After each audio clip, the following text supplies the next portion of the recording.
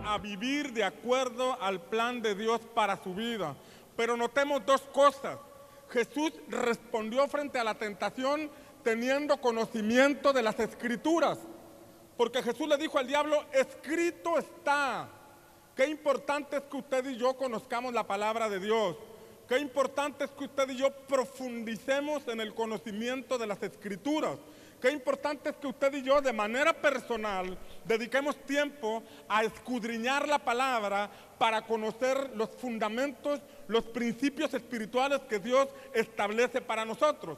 Pero en segundo lugar, vemos que Jesús no solamente recitó la palabra, sino que también dijo, voy a vivir de lo que salga de la boca de Dios. Lo que está diciendo en ese pasaje es que además de conocer la Escritura, debe nuestro oído espiritual estar atento a lo que el Señor dice.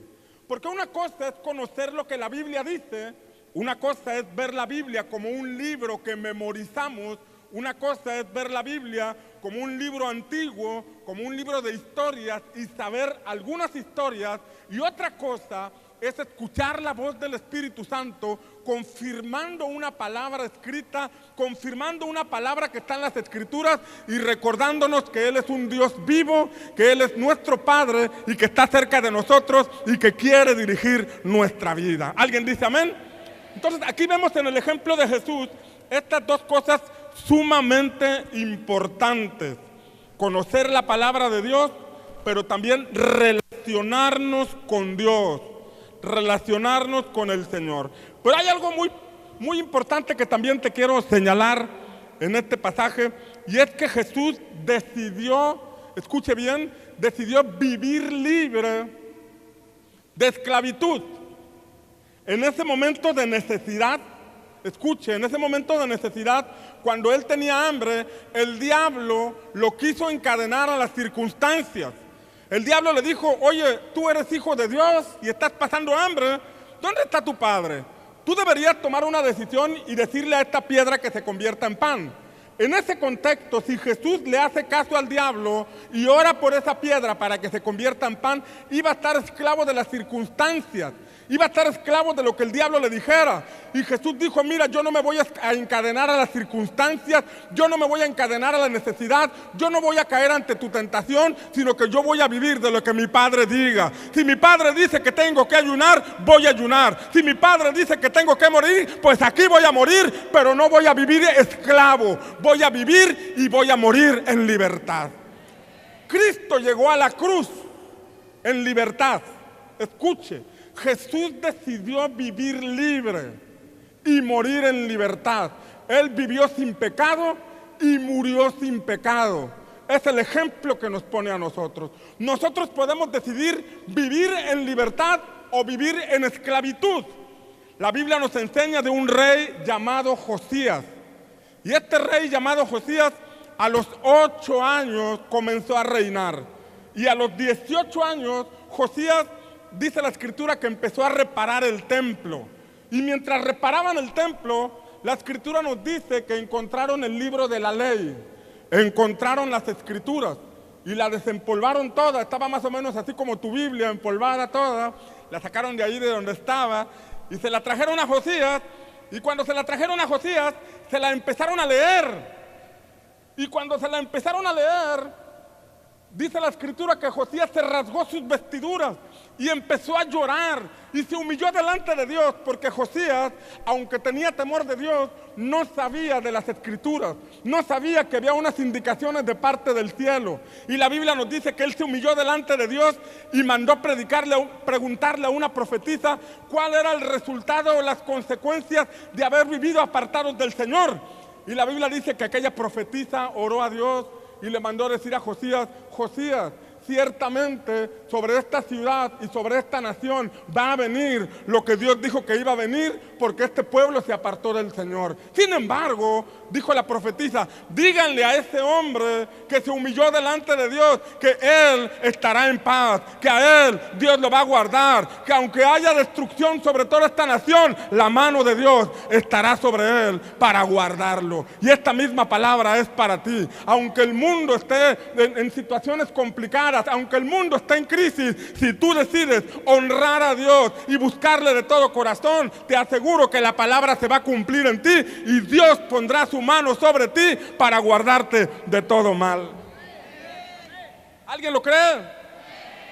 La Biblia dice que Josías, escuche, Josías enfrentó al rey Faraón. Enfrentó al rey Faraón y fue muerto en batalla. Él decidió morir en libertad que vivir como esclavo. Él enfrentó a Faraón, finalmente murió. Déjeme decirle que todos en algún momento vamos a morir. Nadie sabe cómo va a morir. No podemos decidir cómo vamos a morir, pero una cosa sí podemos decidir. Podemos decidir cómo vamos a vivir.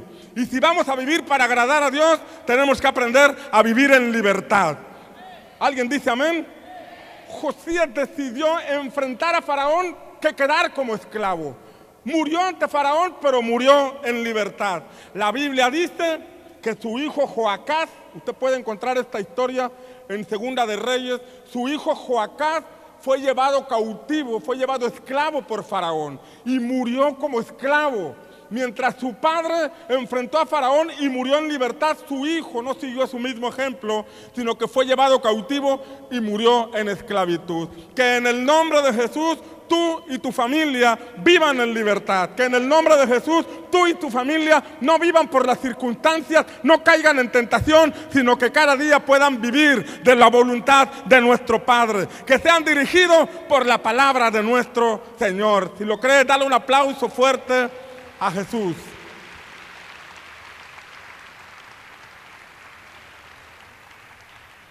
Entonces Jesús dijo, no solo de pan vivirá el hombre, sino de lo que sale de la boca de Dios.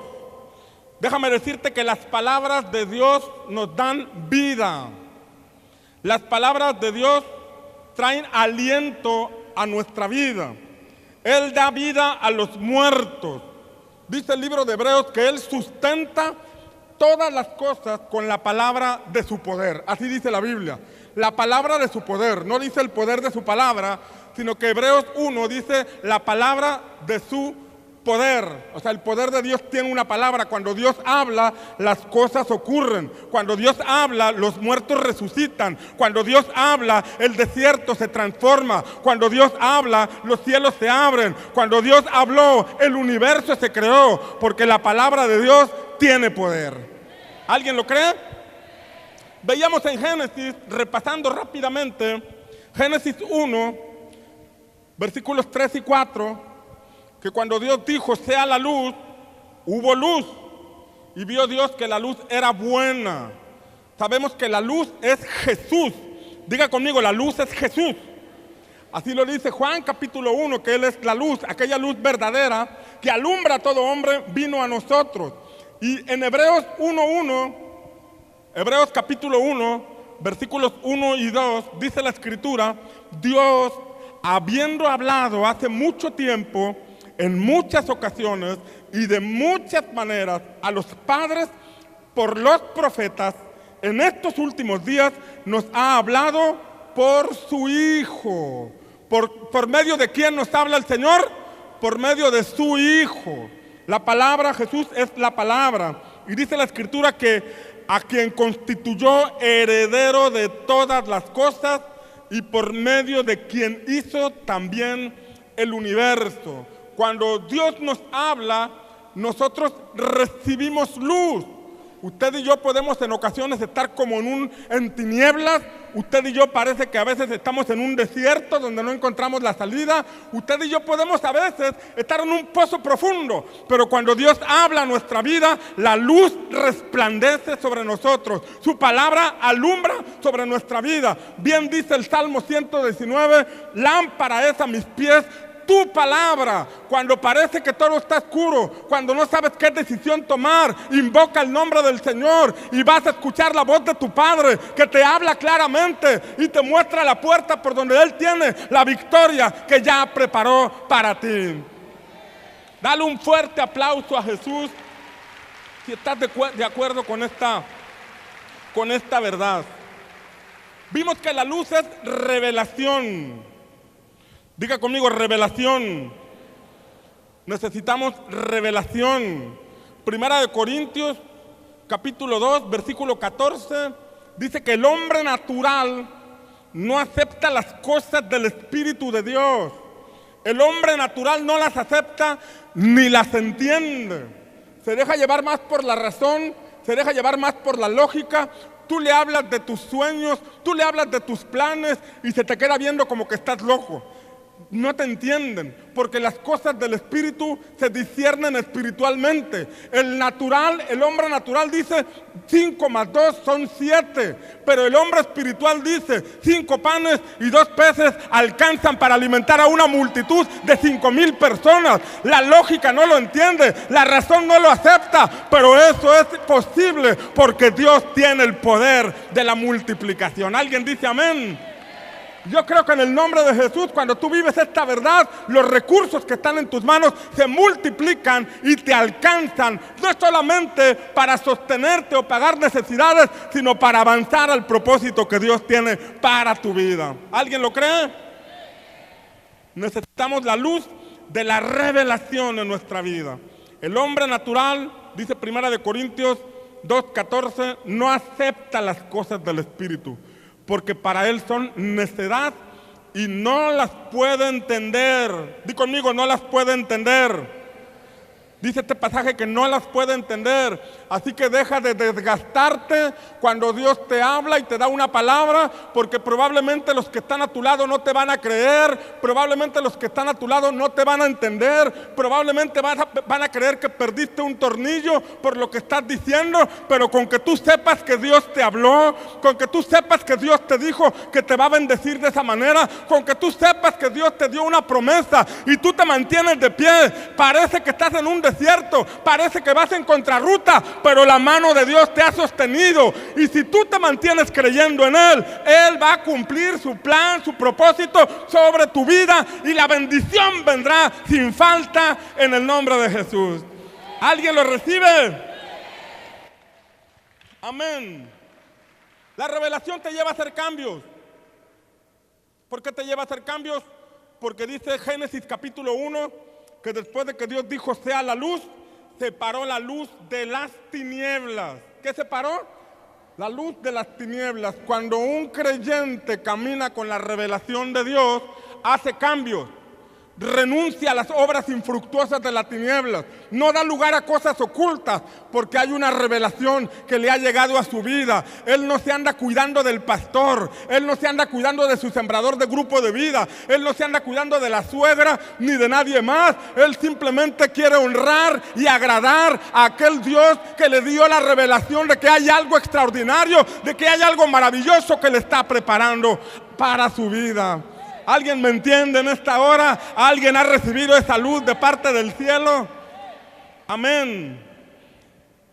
Pero Génesis capítulo 1 nos muestra que Dios siguió hablando después de aquella luz. Después de decir sea la luz, en Génesis 1 de los versículos 6 al 8 veíamos que Dios dijo haya expansión en medio de las aguas y separe las aguas de las aguas.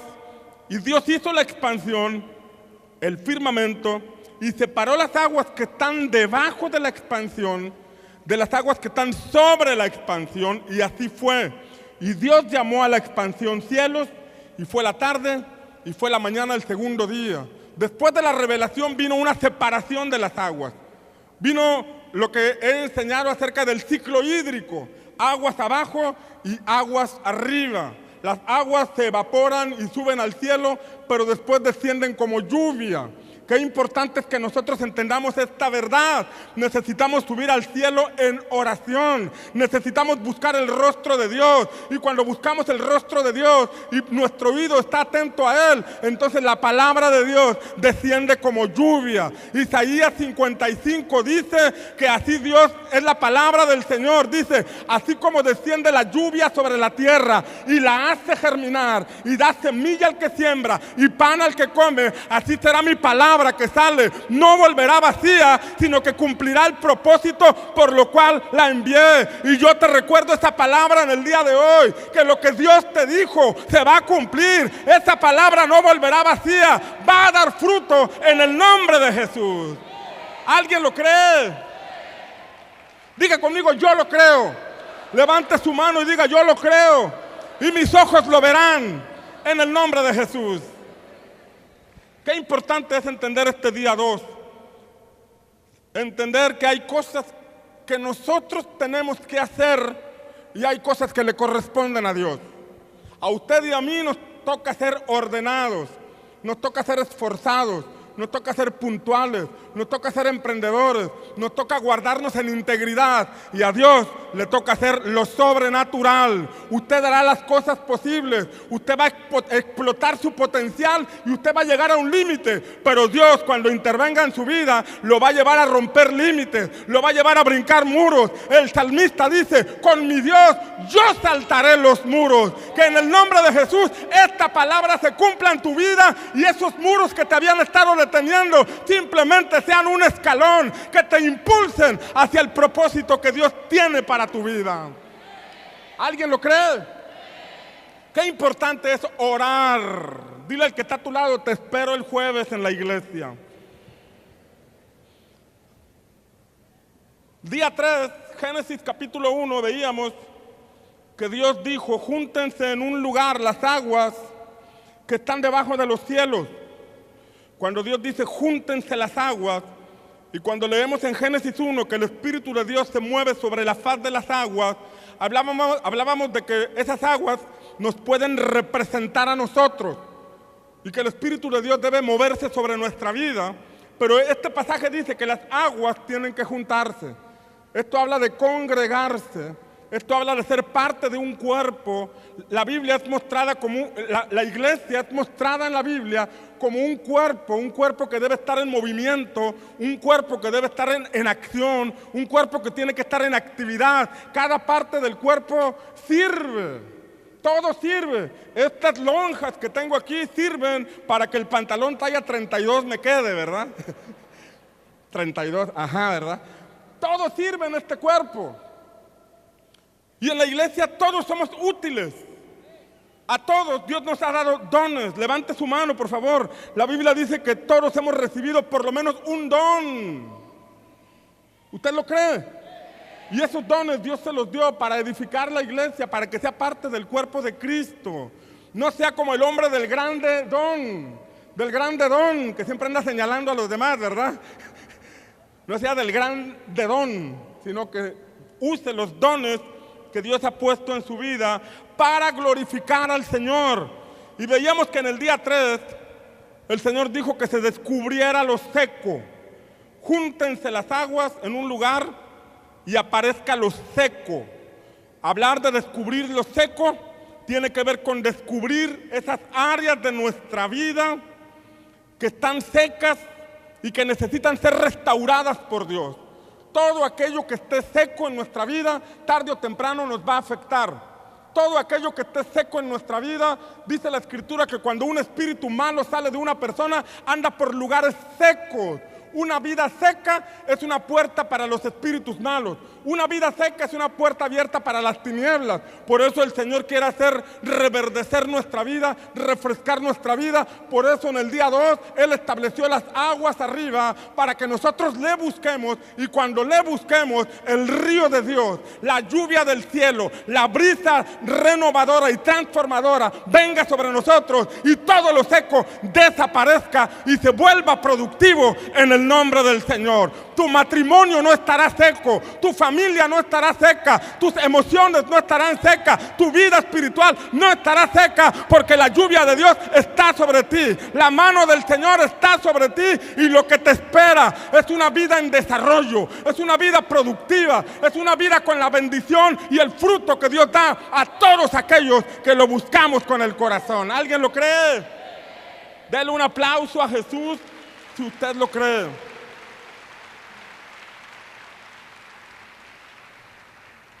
Fue en el tercer día que la Escritura nos enseña que hubo productividad.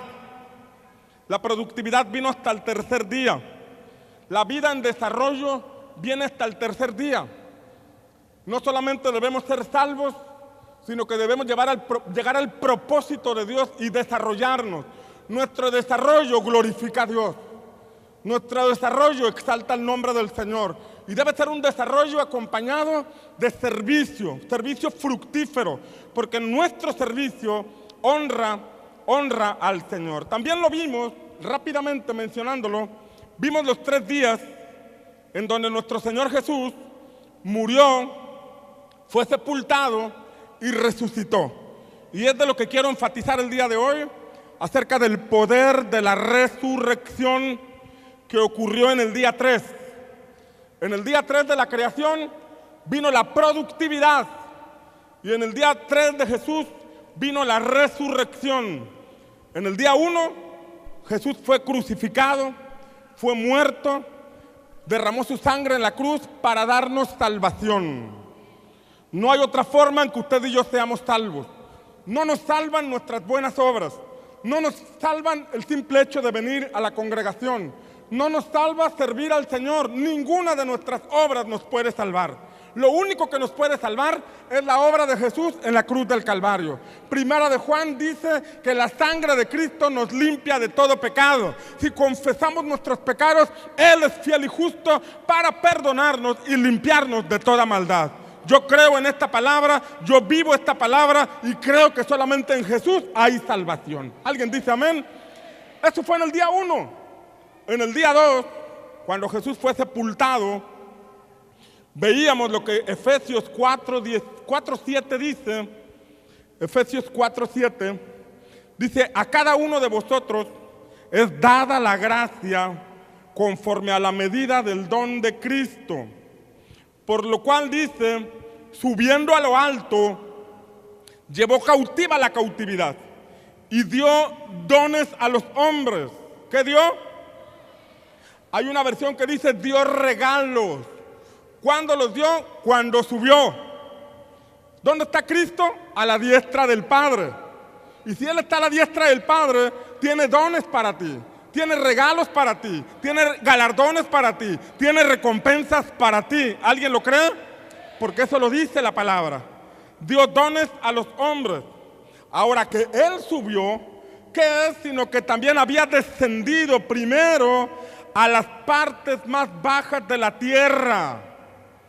Descendió a lo profundo de la tierra. Y el que descendió es el mismo que también subió sobre todos los cielos para llenar todas las cosas. Escuche, dice este pasaje que descendió a las partes más bajas de la tierra. Yo he explicado este pasaje de que Jesucristo bajó al mismo infierno, porque si Él cargó nuestro pecado, ¿a dónde van los pecadores? Al infierno.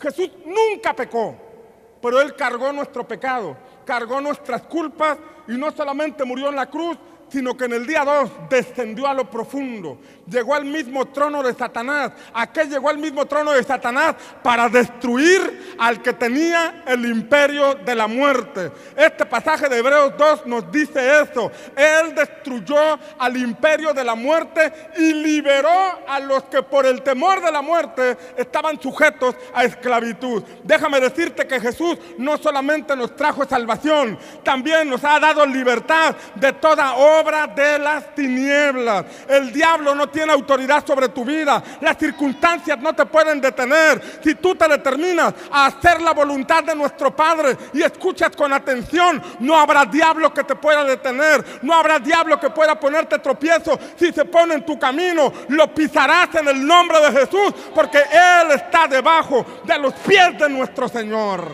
¿Alguien lo cree?